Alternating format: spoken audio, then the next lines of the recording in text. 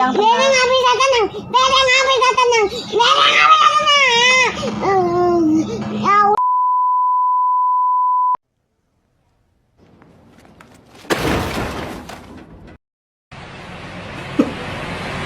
Oh my god.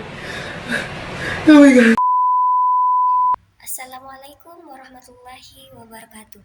Perkenalkan, nama saya Nurul Adibah, NIM 23203874231011. Di sini saya akan menjelaskan materi terkait restitusi, kompensasi, dan bantuan korban. Dalam sistem peradilan pidana, fokus hukum tidak hanya pada pelaku kejahatan saja, tetapi juga pada korban. Selama ini, korban seringkali terlupakan, padahal mereka mengalami penderitaan fisik, psikis, bahkan sosial dan ekonomi. Oleh karena itu, negara memiliki kewajiban untuk melindungi dan memulihkan hak-hak korban melalui 3 bentuk pemulihan, yaitu restitusi, kompensasi, dan bantuan korban. Ketiga bentuk pemulihan ini diatur dalam Undang-Undang Nomor 31 Tahun 2014 tentang Perlindungan Saksi dan Korban, serta Peraturan Pemerintah Nomor 44 Tahun 2008 tentang pemberian kompensasi, restitusi, dan bantuan kepada saksi dan korban. Lembaga yang berperan penting dalam proses ini adalah LPSK atau Lembaga Perlindungan Saksi dan juga Korban. Adapun poin yang pertama itu ada restitusi. Restitusi adalah ganti kerugian yang diberikan oleh pelaku kejahatan kepada korban atau keluarganya. Tujuannya adalah untuk mengembalikan keadaan korban seperti sebelum kejadian terjadi. Bombastic side eye. Sebelum kejadian terjadi. Bentuk restitusi bisa berupa yang pertama ada penggantian biaya pengobatan dan perawatan korban.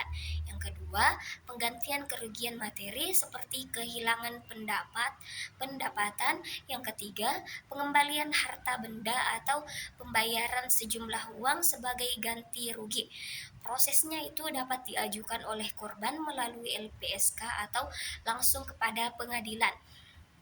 Selama proses hukum berjalan, putusan tentang restitusi biasanya dicantumkan dalam amar putusan pidana.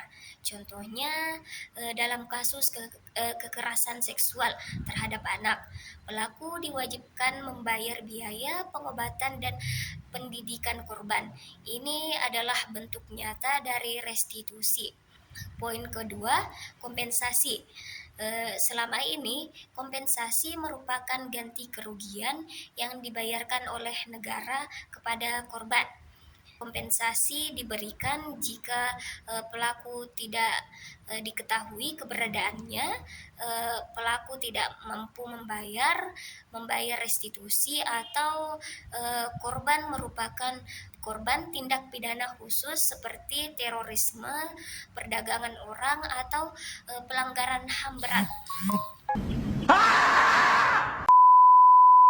Prosedurnya adalah korban mengajukan permohonan ke LPSK, lalu LPSK menilai dan memberikan rekomendasi kepada pengadilan, dan setelah itu pembayaran dilakukan oleh negara melalui Kementerian Keuangan. Hal ini menunjukkan bahwa negara turut bertanggung jawab atas perlindungan dan pemulihan korban. Dan yang ketiga, yang terakhir, bantuan korban. Selain kerugian materi, korban juga membutuhkan pemulihan non-materi seperti pemulihan fisik, psikis, dan sosial. Inilah yang disebut bantuan korban. Bantuan dukungan langsung dari negara melalui LPSK dan lembaga terkait. Bantuan korban dapat berupa bantuan medis seperti perawatan dan pengobatan, bantuan psikologis seperti konseling dan pendampingan trauma, dan bantuan rehabilitasi sosial untuk memulihkan kehidupan dan keberdayaan korban di masyarakat. Tujuan untuk bantuan ini adalah memulihkan kondisi korban secara menyeluruh agar mereka dapat kembali menjalani kehidupan secara layak dan bermartabat. Sekian penjelasan materi dari saya. Saya akhiri. Wassalamualaikum warahmatullahi wabarakatuh.